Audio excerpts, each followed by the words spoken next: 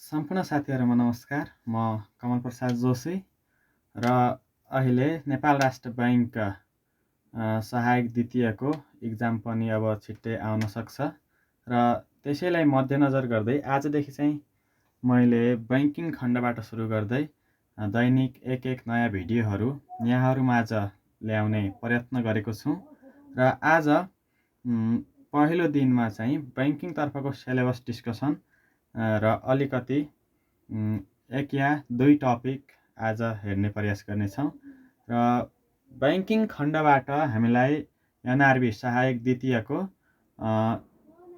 प्रथम पत्रमा जम्मा 40 मार्क्सको क्वेसन आउँछ र जसमा 2 क्वेसन 5 मार्क्स र 3 क्वेसन 10 मार्क्स गरी जम्मा 40 मार्क्सको रहेको छ।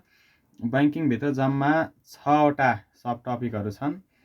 6 वटा मध्ये टपिक 1.1 मा Nepals banking and financial system development and structure, नेपालको बैंकिङ तथा वित्तीय प्रणालीको स्वरूप र विकासक्रम, अनि नेपाल राष्ट्र बैंकको संगठनात्मक संरचना, काम, कर्तव्य र अधिकार दोस्रो टपिक। तेस्रोमा बैंक तथा वित्तीय संस्थाहरूको काम, कर्तव्य, अधिकार।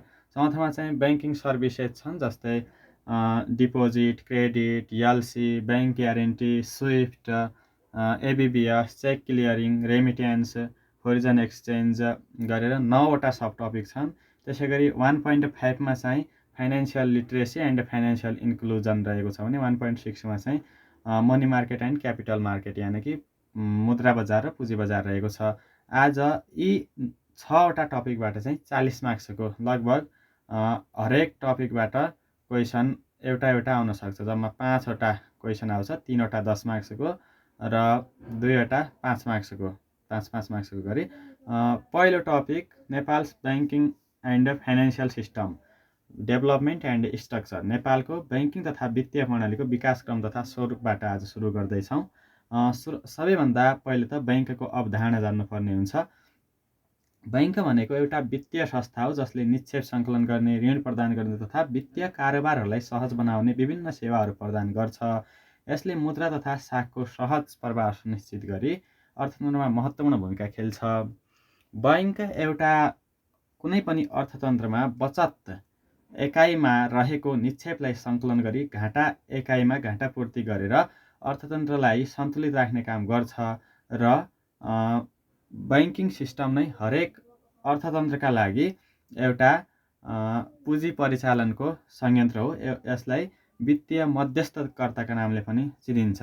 बैंक शब्द इटालियन भाषाको ब्याङ्कोबाट आएको मानिन्छ अनि बैंकहरूले चाहिँ आवश्यकता अनुसार बचत खाता, चालु खाता अनि विभिन्न मुद्दती खाता जस्ता निक्षेपहरू सङ्कलन गर्ने र फरक फरक शर्तमा त्यो क्रेडिट क्रिएसन गरेर चाहिँ त्यो घाटा एकाइसम्म चाहिँ बचत एकाइको निक्षेप पुर्याउने गर्छन् र जसको ब्याज आम्दानीको अन्तरबाट चाहिँ आफूले नाफा कमाउने एउटा व्यावसायिक र नाफामूलक संस्था चाहिँ बैंक हो। अनि बैंकको सन्दर्भमा बैंक तथा वित्तीय संस्था सम्बन्धी ऐन बाफिया 2073 रहेको छ, जसको दफा 49 अनुसार दफा 49 उपदफा 1 र 5 मा बैंक शब्दको परिभाषा दिएको छ। बैंक भन्नाले दफा 49 र बाफिया 2073 अनुसार बैंक भन्नाले ऐनको दफा 49 को उपदफा 1 बमोजिमको बैंकिङ तथा वित्तीय कारोबार गर्न स्थापना भएको सङ्गठित संस्था सम्झनुपर्छ र सो शब्दले नेपालमा रहेको विदेशी बैंकको शाखा कार्यालय, नेपालमा स्थापित बैंकले नेपाल बाहिर खोलेको शाखा कार्यालय तथा दफा 49(5) बमोजिमको कार्य गर्ने गरी स्थापना भएको पूर्वाधार विकास बैंक र सो बैंकको शाखा कार्यालय समेत जनाउँछ। अनि परम्परागत बैंकिङका अतिरिक्त आधुनिक समयमा चाहिँ बैंकहरूले निक्षेप सङ्कलन र कर्जा प्रवाह बाहेक अन्य वित्तीय मध्यस्थताको रूपमा काम गर्ने, मनी एक्सचेन्जको काम गर्ने र युटिलिटी पेमेन्ट, बिल पेमेन्ट लगायतका विभिन्न कार्यहरू गर्ने गरेको पाइन्छ। त्यसैगरी अब बैंकको ऐतिहासिक विकास हेर्ने हो भने हाम्रो एनआरबीको सिलेबसमा नेपालको विकासक्रम मात्रै छ, तथापि ऐतिहासिक विकासक्रम पनि त्यो विश्वव्यापी विकास पनि हेर्ने हो भने अलिकति हेर्नै पर्ने हुन्छ। बैंक शब्दको उत्पत्ति चाहिँ इटालियन भाषाको ब्याङ्को BANCO ब्याङ्को भन्ने शब्दबाट भएको हुन्छ, जसको अर्थ बेन्च भन्ने हुन्छ। परम्परागत समयमा ऋण तथा साखको कारोबार बेन्चमा बसेर गर्ने गरिन्थ्यो। सोही अर्थबाट ब्याङ्को भन्दा भन्दै पछि यो शब्द चाहिँ ब्याङ्कमा परिणत हुन गएको हो र ब्याङ्को अर्थ चाहिँ बेन्च भन्ने हुन्छ। अनि चाहिँ ब्याङ्क अफ भेनिसको स्थापना 1157मा भएको थियो। त्यसै गरी ब्याङ्क अफ बार्सिलोना 1401मा र ब्याङ्क अफ सेन्ट जिनोभा चाहिँ 1407मा स्थापना भएको मानिन्छ। त्यसै गरी चाहिँ सबैभन्दा पहिलो आधुनिक ब्याङ्क चाहिँ ब्याङ्क अफ इङ्ल्यान्डको स्थापना भएपछि चाहिँ ब्याङ्कको 1694मा चाहिँ ब्याङ्क अफ इङ्ल्यान्डको विकास भए पश्चात चाहिँ आधुनिक ब्याङ्किङ प्रणालीको विकास भएको मानिन्छ। र हामीले यो सिलेबसमा नभएका कारण यसको बारेमा यति मात्रै बुझ्दा हुन्छ। र अब जाउँ नेपालमा ब्याङ्कको ऐतिहासिक विकासको बारेमा। नेपालमा ब्याङ्कको ऐतिहासिक विकासलाई 4 भागमा विभाजन गरेर पनि हामीले लेख्न सकिन्छ र सरसर्ती बुदागत रूपमा पनि लेख्न सकिन्छ। 4 भागमा विभाजन गर्दा चाहिँ पहिलो चाहिँ नेपाल ब्याङ्कको स्थापना अघिको समय सन् 1994 अघिको समयलाई लिन सकिन्छ। त्यो समयमा के लेख्नुपर्छ भन्नाले नेपालमा ऐतिहासिक रूपमा मानाङ्क र गुणाङ्क मुद्रा प्रचलनमा आएका थिए। मानदेवले मानाङ्क र गुणकामदेवले गुणाङ्क। त्यसै गरी पृथ्वीनारायण शाहले कौशी तौसी खानाको स्थापना गरेका थिए। अनि विक्रम सम्वत 1933 सालमा राणा प्रधानमन्त्री रणोदीप सिंहले तेजारथ अड्डाको स्थापना गरेर चाहिँ सुन र अन्य मूल्यवान वस्तुहरूको धितोमा चाहिँ ऋण दिने व्यवस्था गरेका थिए। त्यसै गरी 1989मा चाहिँ टक्सार विभागको विक्रम सम्वत 1989 सालमा टक्सार विभागको स्थापना भएपछि चाहिँ नेपालमा सिक्का जारी गर्न थालिएको हो। यतिसम्मको कुरा चाहिँ यो कालखण्डमा लेख्नुपर्छ। र टपिक नम्बर 2मा फेरि सरकारी बैङ्कहरूको विकासक्रम 1994 देखि 2041 सम्म भनेर लेख्ने। त्यो भित्र चाहिँ 1994 साल कार्तिक 30 गते नेपाल बैङ्क लिमिटेडको स्थापना नेपालको पहिलो बैङ्कको रूपमा। त्यसै गरी 2013 साल वैशाख 14 गते नेपाल राष्ट्र बैङ्कको स्थापना। 2016 साल असार 1 गते उद्योग परिषदको स्थापना। त्यसै गरी 2022 साल माघ 10 गते राष्ट्रिय वाणिज्य बैङ्कको स्थापना र 2024 साल माघ 7 गते चाहिँ त्यो कृषि विकास बैङ्क लिमिटेडको स्थापना भएको कुरा लेख्न सक्नुहुन्छ। त्यसै गरी 2016 साल फागुन 7 गते चाहिँ नेपाल राष्ट्र बैङ्कद्वारा रु 1, 5, 10 र 100 का कागजी नोटहरू जारी गरिएको कुरा पनि लेख्न सक्नुहुन्छ। त्यसै गरी अब तेस्रो टपिकमा जानुपर्ने हुन्छ। तेस्रो टपिकमा चाहिँ उदारीकरणको युग 2041 देखि 2058 सम्म लेख्न सक्नुहुन्छ। त्यसमा चाहिँ 2041 सालमा नेपाल अरब बैङ्कको स्थापना। त्यसै गरी पहिलो र दोस्रो गरी दुईवटा श्रृङ्खलामा चाहिँ फाइनेन्सियल सेक्टर रिफर्म कार्यक्रम वित्तीय क्षेत्र सुधार कार्यक्रम लागू भएको र त्यसै गरी चाहिँ ठुल्ठुला निजी लगानीका बैङ्कहरूको स्थापना जस्तै Nepal Indosuez bank limited, Nepal Bangladesh bank limited, Himalayan bank limited आदिको स्थापना भएको आदि कुराहरू लेख्न सकिन्छ। त्यसै गरेर 2058 साल पछिको आधुनिक बैङ्किङ प्रणालीको इतिहासमा चाहिँ तपाईँहरूले लेख्न सक्नुहुन्छ। 2058 सालमा नेपाल राष्ट्र बैङ्क ऐन आए पश्चात तत्पश्चात 2063 सालमा बाफिया आएको र 63 पछि फेरि 73मा 2063लाई प्रतिस्थापन गरी बैङ्क तथा वित्तीय संस्था सम्बन्धी ऐन बाफिया 2073 लागू भएको, कम्पनी ऐन लागू भएको। अनि त्यसै गरी digital payment system, mobile banking, internet banking आदिको सुरुवात भएको र फिनटेक अनि मोबाइल वालेट आदिको सुरुवात भएको र वर्तमान समयमा ब्याङ्किङ प्रणालीमा एआईको समेत प्रयोग गर्न थालिएको कुरासम्म यसमा लेख्न सक्नुहुन्छ। यसरी नेपालको ब्याङ्किङ प्रणालीको इतिहास विभिन्न 4 चरणमा पुरा भएको मान्न सकिन्छ। र त्यसपछि नेपालको ब्याङ्किङ तथा वित्तीय प्रणालीको विकासक्रम भयो। त्यसपछि चाहिँ वित्तीय प्रणाली कस्तो छ त नेपालको, त्यो हेरौँ। नेपालको वित्तीय प्रणाली चाहिँ 5 भागमा हामीले विभाजन गर्न सक्छौँ। जस्तै मनी मार्केट, मुद्रा बजार, पुँजी बजार, बिमा कम्पनी, गैर ब्याङ्किङ वित्तीय संस्था र अन्य भनेर हामीले राख्न सक्छौँ। मुद्रा बजारभित्र तपाईँहरूले यसरी चार्ट पनि बनाउन सक्नुहुन्छ। चार्ट बनाउँदा माथि फाइनेन्सियल सिस्टम इन नेपालको वित्तीय प्रणाली भनेर माथि टपिक राख्ने, तल सब टपिकमा चाहिँ मुद्रा बजारभित्र 4वटा ब्याङ्क, 4वटा 5वटा भन्न पनि सकियो। क वर्ग, ख, ग, घ वर्ग र पूर्वाधार विकास ब्याङ्क, यी 5वटा राख्ने। त्यसै गरी पुँजी बजारभित्र चाहिँ नियमनकारी निकायको रूपमा चाहिँ त्यो मुद्रा बजारमा पनि नियमनकारी निकायको रूपमा नेपाल राष्ट्र ब्याङ्कको टपमा राख्नुपर्ने हुन्छ। त्यसपछि पुँजी बजारमा जानुपर्छ। पुँजी बजारमा चाहिँ नियमनकारी चाहिँ SEBON, security board of Nepal धितोपत्र बोर्ड, त्यसपछि नेप्से, अनि ब्रोकरेज फर्महरू, स्टक ब्रोकरहरू, अनि मर्चेन्ट ब्याङ्करहरू आदि तल लेख्न सकिन्छ। त्यसै गरी इन्स्योरेन्सभित्र चाहिँ 4 थरीका इन्स्योरेन्सहरू राख्न सकिन्छ। 4 थरीका इन्स्योरेन्सहरूमा चाहिँ जीवन बिमा, निर्जीवन बिमा, पुनर्बिमा र लघु बिमा गरिरहेका छन्। त्यसै गरी नन ब्याङ्किङ फाइनेन्सियल इन्स्टिट्युसन अर्थात् गैर ब्याङ्किङ वित्तीय संस्थाहरूभित्र चाहिँ हामीले त्यो सिआइटी, इपिएफ भन्नाले सिटिजन्स इन्भेस्टमेन्ट ट्रस्ट, कर्मचारी सञ्चय कोष, नागरिक लगानी कोष, कर्मचारी सञ्चय कोष, सोसियल सेक्युरिटी फन्ड एसएसएफ आदि राख्न सक्छौँ। यिनीहरू चाहिँ मिनिस्ट्री अफ फाइनेन्स अन्तर्गत रहेका छन् भने। अनि त्यो त्यसपछि चाहिँ अदर्समा जानुपर्ने हुन्छ। अन्यमा चाहिँ हामीले चाहिँ त्यो पेमेन्ट सर्भिस अपरेटरहरू, पेमेन्ट सर्भिस प्रोभाइडरहरू, अनि चाहिँ त्यो मनी चेन्जरहरू, मुद्रा सट्टाकर्ताहरू, त्यो राख्न सक्छौँ। अनि चाहिँ यो मनी मार्केटमा सङ्ख्या राख्नुहुन्छ भने त्यो रहेको छ क, ख, ग, घ वर्गका ब्याङ्कहरू क्रमशः 20, 17, 17 र 52वटा, र एउटा चाहिँ पूर्वाधार विकास ब्याङ्क रहेको छ। यसरी लेख्न सक्नुहुन्छ।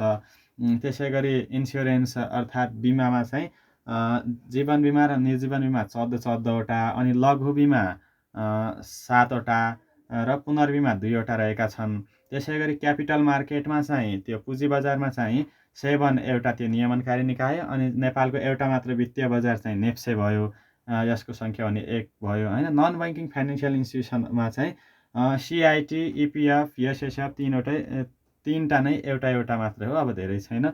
यति कुराहरू लेख्न सकिन्छ। त्यसै गरी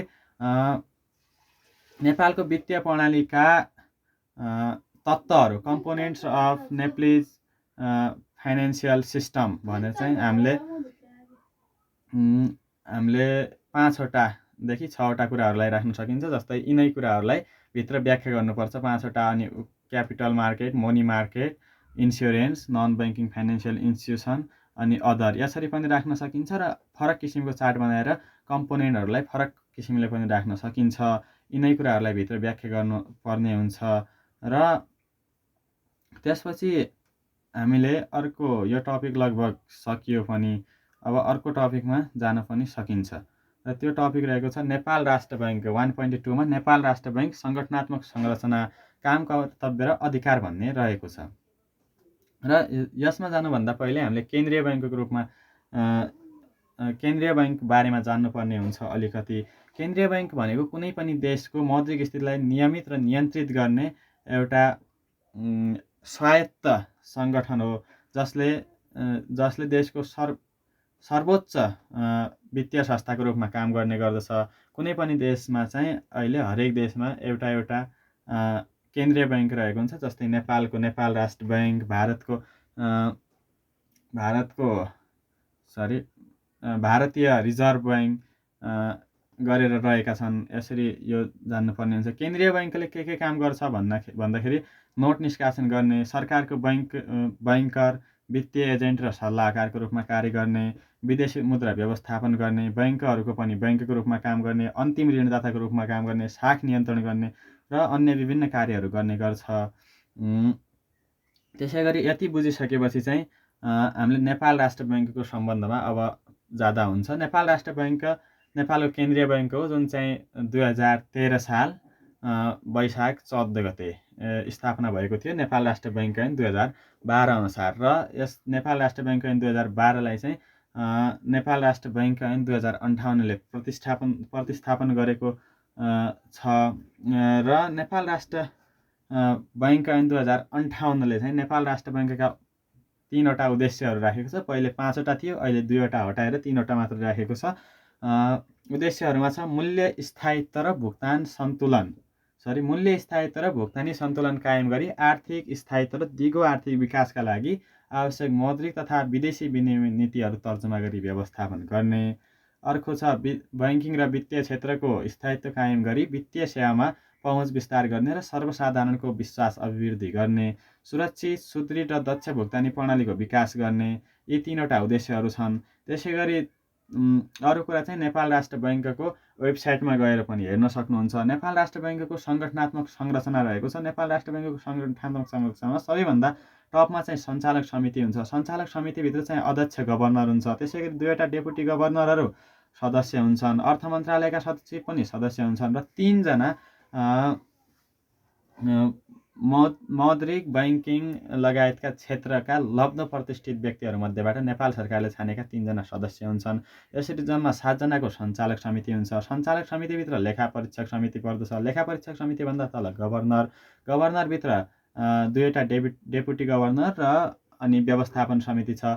डेपुटी गभर्नरको मातहतमा 2 डेपुटी गभर्नरको मातहतमा चाहिँ 17वटा विभागहरू अनि 4वटा समूहहरू र प्रदेशस्थित कार्यालयहरू रहेका छन्। यति कुरा जान्नुपर्छ। यो कुरा हेर्नका लागि तपाईँहरूसँग बुक छ भने बुकहरूमा पनि दिएको हुन्छ, र नेपाल राष्ट्र बैङ्कको वेबसाइटमा पनि गएर भिजिट गर्न सक्नुहुन्छ। विभागहरूमा चाहिँ 17वटा विभाग छन्। ती विभागहरू सरसर्ती भन्दा आर्थिक अनुसन्धान विभाग, विदेशी विनिमय व्यवस्थापन विभाग, मुद्रण व्यवस्थापन विभाग, बैङ्क तथा वित्तीय संस्था नियमन विभाग, अनि वित्तीय व्यवस्थापन विभाग, मानव स्रोत व्यवस्थापन विभाग, आन्तरिक लेखा परीक्षण विभाग, बैङ्क सुपरिवेक्षण विभाग, अनि बैंकिङ विभाग, वित्तीय संस्था सुपरिवेक्षण विभाग, गैर बैंक वित्तीय संस्था सुपरिवेक्षण विभाग, भुक्तानी प्रणाली विभाग, कर्पोरेट योजना तथा जोखिम व्यवस्थापन विभाग, सूचना प्रविधि विभाग, लघु वित्त संस्था सुपरिवेक्षण विभाग, सम्पत्ति तथा सेवा व्यवस्थापन विभाग, आन्तरिक लेखा परीक्षण विभाग, मानव स्रोत व्यवस्थापन विभाग आदि गरेर 17वटा छन्। यो चाहिँ मैले नेपाल राष्ट्र बैङ्कको वेबसाइटबाट लिएको। यो तपाईँले त्यहीँ गएर हेर्न सक्नुहुन्छ। त्यसै गरी विभाग स्तरीय कार्यालय भनेर एउटा छ, त्यो गभर्नरको कार्यालय हो। अनि 5वटा प्रभागहरू छन्। त्यसै गरी एउटा एकाइ, वित्तीय सूचना एकाइ गरेर एउटा एकाइ छ। यति कुराहरू चाहिँ तपाईँहरूले चाहिँ नेपाल राष्ट्र बैङ्कको सङ्गठनात्मक संरचनाको बारेमा जान्दा हुन्छ। अनि नेपालको आर्थिक विकासमा चाहिँ नेपाल राष्ट्र बैङ्कको भूमिका पनि अलिकति तपाईँहरूले आफैले पनि प्र्याक्टिस गर्न सक्नुहुन्छ। यो क्वेसन कहिले सोध्न पनि सक्छ। र यो सङ्गठनात्मक संरचनामा अब हुबहु चित्र बनाउन सक्यो भने त राम्रो, सोधेको खण्डमा। यदि सकिँदैन भने पनि अलि टाइम कन्ज्युमिङ नै हुन्छ।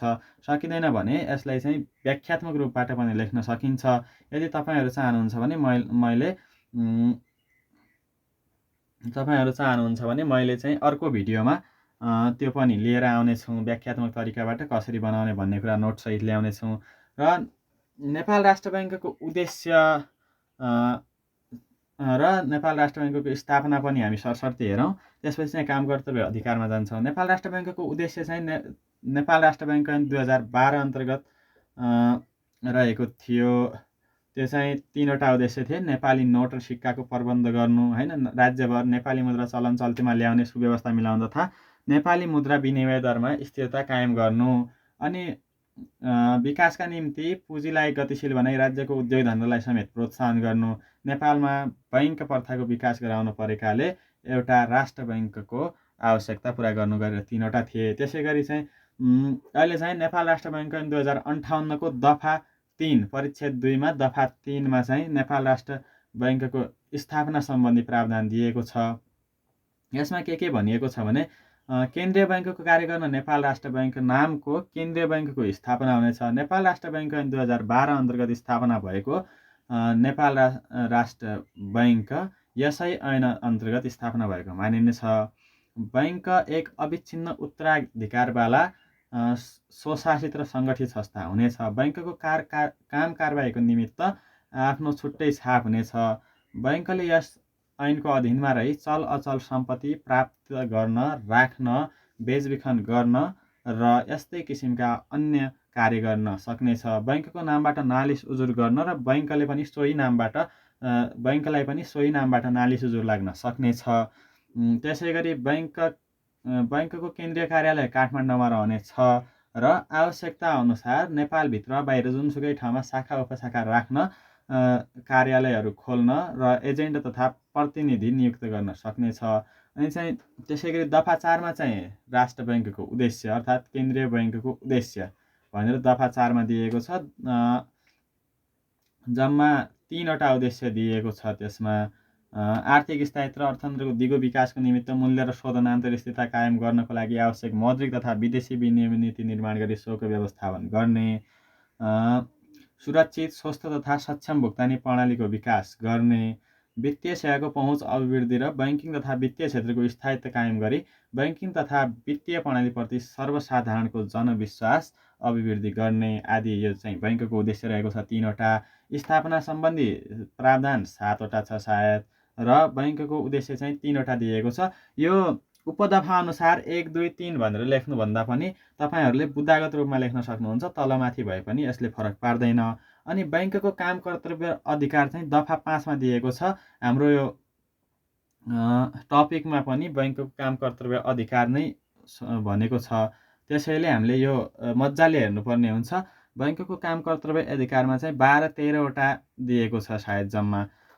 त्यसभित्र रहेको छ बैंक नोट तथा सिक्का निष्कासन गर्ने, मूल्य स्थिरता कायम गर्न, आवश्यक मौद्रिक नीति तर्जुमा गर्ने र सो नीति कार्यान्वयन गर्ने गराउने, विदेशी विनिमय नीति निर्माण गर्ने तथा सो नीति कार्यान्वयन गर्ने गराउने, विनिमय दर पद्धति निर्धारण गर्ने, विदेशी विनिमय सञ्चितको व्यवस्थापन र सञ्चालन गर्ने, वाणिज्य बैंक तथा वित्तीय संस्थालाई बैंकिङ तथा वित्तीय कारोबार गर्न इजाजत पत्र जारी गर्ने र सो सम्बन्धमा आवश्यक नियमन, निरीक्षण, सुपरिवेक्षण तथा अनुगमन गर्ने, बचत तथा ऋणको कारोबार गर्ने सहकारी संस्थाको निरीक्षण, सुपरिवेक्षण तथा अनुगमन गर्ने र सो सम्बन्धी मापदण्ड जारी गर्ने, 50 करोड रुपैयाँभन्दा बढीको पुँजी सेयर पुँजी भएको वा सो रकम बराबरको वार्षिक कारोबार गर्ने सहकारी संस्थाको वित्तीय अनुशासन तथा जोखिमको आधारमा सहकारी विभागको अनुरोधमा सहकारी सम्बन्धी प्रचलित कानुनको अधिकार समय प्रयोग गरी नियमन, निरीक्षण, सुपरिवेक्षण गर्ने, नेपाल सरकारको बैंकर सल्लाहकार तथा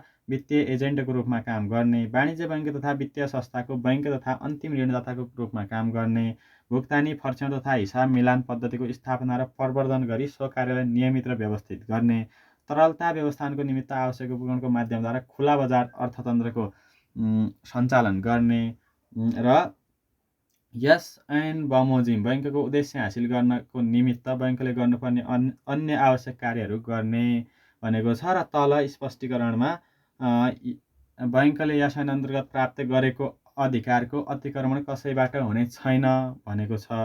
अनि बैंकले गर्न नहुने कामहरू पनि पढ्नुपर्ने हुन्छ।